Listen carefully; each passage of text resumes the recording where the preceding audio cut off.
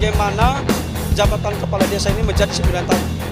Ubedillah Badrun, pengamat sosial politik dari Universitas Negeri Jakarta (UNJ), menilai wacana perpanjangan masa jabatan kepala desa merugikan demokrasi. Tanda kehancuran demokrasi menurut Ubedillah pada Kamis 19 Januari 2023. Kalau sebagian kepala desa dan Budiman Sujatmiko masih ngotot memperpanjang masa jabatan kepala desa menjadi 9 tahun dan itu juga diterima oleh Presiden, tandasnya. Ubedillah membantah argumen 6 tahun tidak cukup untuk membangun desa.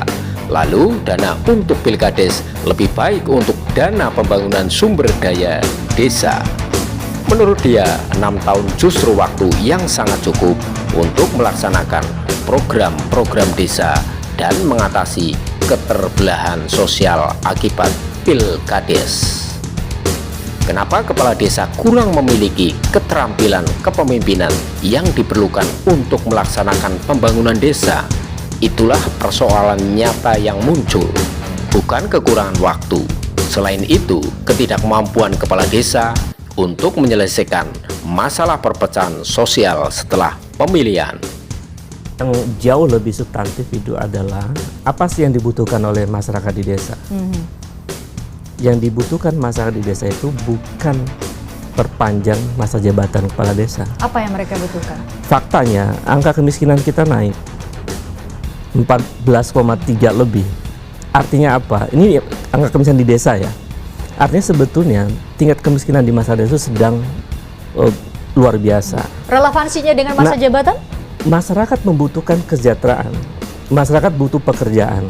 Rakyat di desa butuh pupuk yang murah, terjangkau. Rakyat di desa butuh harga beras yang stabil, bahkan bisa daya jual yang tinggi. Bukan masa jabatan. Jadi jauh lebih substantif adalah bagaimana kepala desa mampu mengelola desa untuk memenuhi kebutuhan masyarakatnya. Yang kedua, kita juga tahu bahwa performa pemerintah desa itu memang, saya mau katakan, memang banyak yang buruknya. Tolak ukurnya? Tolak ukurnya korupsi, data korupsinya mereka cukup tinggi ya. 686 kepala desa tersangkut kasus korupsi. Jangan dihitung presentasinya. Ini dihitung dari angka berapa besar mereka korupsinya. Jadi itu luar biasa untuk desa ya. Kalau untuk tingkat nasional mungkin dianggap kecil.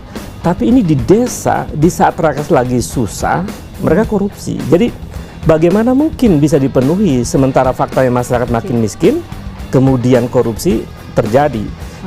Itu karena ada laporan dari masyarakat desa. Kalau KPK-nya lebih proaktif memeriksa seluruh kepala desa, saya khawatir penjara penuh. Oleh karena itu, meski diperpanjang 9 tahun lagi, kepala desa tetap tidak dapat melaksanakan rencananya secara efektif, termasuk yang ditujukan untuk menjembatani kesenjangan sosial ekonomi. Oleh karena itu, memperpanjang masa jabatan bukanlah jawaban. Selain itu, ia mengklarifikasi bahwa klaim bahwa uang Pilkades lebih baik untuk pembangunan tidak meyakinkan.